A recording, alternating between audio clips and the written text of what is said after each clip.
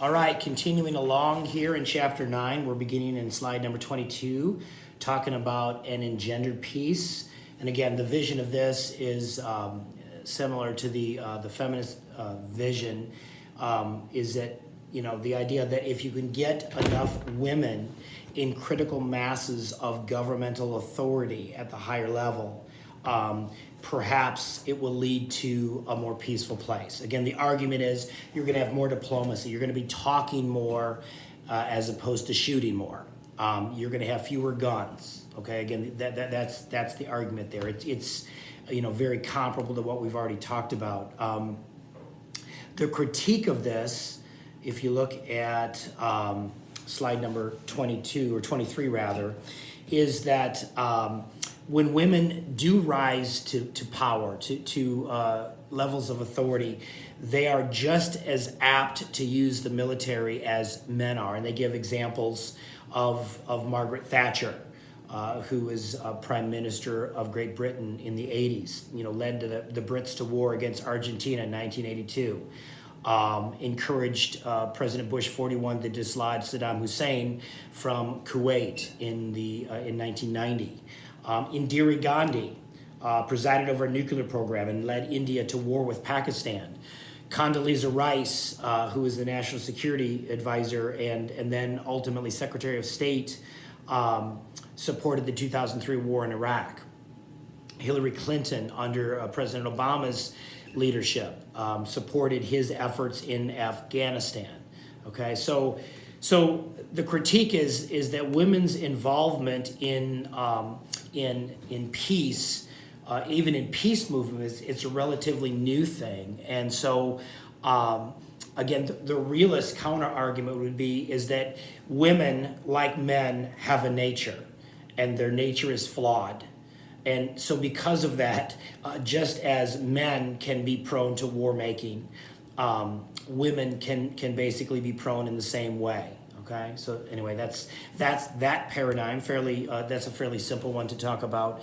The next one is future number 6, and that's a clash of civilizations. And this is the vision of Samuel Huntington, who wrote a book called The Clash of Civilizations. I've got it. I've read portions of it. I haven't read the whole book, but basically the idea is that we live in a multipolar world that is divided along 8 or 9 great civilizations. The Western world, the Islamic world, the Chinese world, the Orthodox world, the Hindu world, the Latin American world, the Japanese world, the Buddhist world, and the African world. Okay, and that these civilizations, many of which have religious overtones to them, are such that there's going to be clashes. Again, the best example of this is the clash between Islam and the West. And we've talked about this many times in this class, but to Islam, to proponents of Islam, they look at the Western world as the great Satan. Okay, in particular, America, the great Satan. They have a lot of religious convictions, and they see the Western world flouting convictions that are at odds with their particular religious worldview. Again, think Hollywood. Think of all of the pornography that is espoused by the Western world. One of the things that Muslims have a problem with is that America is supposedly supposed to be a Christian nation. And so they look at the disconnect between your proposed values, you're a Christian nation, and all of this pornography, all of the filth that comes out of Hollywood. Okay, and they experience something psychologists call cognitive dissonance. In other words, they see the disconnect between their worldview and what they feel is most important, and a Western world that is totally the opposite of their particular worldview, and they resist that. Again, if you look at slide number 28, there's a great example of that cognitive dissonance that Muslims experience. Is you've got 2 Muslim women in France in July 2010, or in July of that year, near when this picture was taken. It shows, the gal on the left embraces the Western world, where there's a lot of exposure to her arms and her neck area and her legs, okay? Whereas on the right side, you see, a woman dressed in a much more orthodox, fundamentalist Muslim garb, basically the full burqa, all right? And you can see this clashing of civilizations. Again, in the Muslim mind, they feel that men will lust against women, all right? That men have and because of that, that's why they advocate the full burqa, okay? Whereas in the Christian worldview, the teachings of Jesus, if you look at a woman in your heart lustfully, you've committed sin. But then they argue that the indwelling of the Holy Spirit causes an individual to be able to resist, all right? In the Muslim conception, they don't have that viewpoint. And because they don't have that viewpoint, they advocate what we would consider a lot of legalism, okay? A lot of women cannot go out in public. Women cannot get an education in certain Muslim countries. Women must wear a burqa in public. So again, there's that clash of civilizations going on there. And when Muslims see their people, particularly the second or third generation of Muslim immigrants in the West, whether it's in Europe or the United States, basically rejecting a lot of the traditionalist viewpoints, friction occurs, okay, at these fault lines between the freedom of the West and a lot of these fundamentalist beliefs of the Muslim world. Again, this is the fundamental blessing and challenge of being an American, is we're free. But that begs the question, how far does your freedom extend? Is your freedom all about self-gratification and, hey, you do you and whatever? Or are there limits to our freedom when our freedoms begin to infringe upon the freedoms of another person? That's the perennial challenge of freedom. As one social writer has said, the greatest enemy of freedom is freedom. In other words, the more freedom you have, it can actually become something that can begin to destroy a civilization. And again, Muslims have yet to wrestle with, can they democratize peacefully? Because of all of the freedoms inherent within the Western world that runs up against their worldview. So if you look at slide number 25, again, you can see these different colors on the globe. These are the various different civilizations that Samuel Huntington proposed. And again, in a pluralistic world, in a global world where there's all of this the travel and trading, you're getting all of these countries and all of these civilizations, rather, pushing up against each other. He said it will inevitably lead to friction points, okay? In other words, according to Huntington, the future of the world is not going to be peaceful. It's going to be anything but peaceful. So if you look at slide number 26, again, you can see some of the arguments. There's civilizational fault lines. It's going to be a bloody 21st century. It's not going to be one world. And again, much of the conflict has religious overtones. Again, America is an interesting society, and Western Europe is the same, where we allow for pluralism, okay? In other words, we allow for religious belief in the private sphere, and we also allow for religious belief in the public sphere, whereas we've got separation between church and state. In other words, in a pluralistic culture like America, the founders set it up to where America can be whatever it wants to be.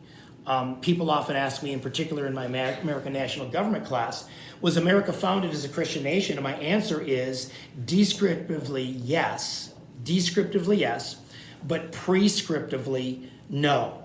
In other words, when America was founded, it was a Christian nation. Okay, the vast majority of people had a biblical or a Judeo-Christian worldview. Okay, not everyone, but generally speaking, that was the dominant viewpoint. But the way the framers set up our culture is every generation of people has to reflect and choose which worldview leads to the greatest degree of human flourishing. Alexander Hamilton in Federalist One said, it remains, I'm paraphrasing loosely, it remains to the Americans to decide whether they want to found a country based on accident and force or reflection and choice. In other words, they chose the latter. They chose reflection and choice. You can choose. So there's always this decision making going on all the time in the United States. And so is America a Christian nation today? We've got the root system, but we don't have all of the fruits associated with that because, again, the secularization and the pluralization of a modern culture has pushed some of that to the margins. But every generation's got to choose. Why am I saying all that? Because if you're in a Muslim country where Sharia law dominates, there isn't that space in the secular sphere where there's freedom to choose. It is mandated you must be Muslim in some way, shape, or form. If you're not Muslim, you are subjected to many times a second-class status. And again, that's where these, as Muslims encroach upon the West, or the West encroaches upon the Muslim world, these fault lines are created, and that's where all of these conflicts arise. So let's look at the critiques here, and I'll close out this lecture, or this video rather, in slide number 27. The central weakness of this thesis is it treats civilizations as monolithic and internally homogenous. What does that mean? In other words, all of the Middle East is Muslim, and all of America is pluralistic, or all of China is, one viewpoint. In other words, it's not that simple. Within countries, there's all kinds of a multiplicity of beliefs and viewpoints, and so many times countries don't move as one in their religious convictions. In particular, that's true of Western countries, where we've got more of a pluralistic society where people are given freedom to believe whatever they want to believe in their private lives and things of that nature.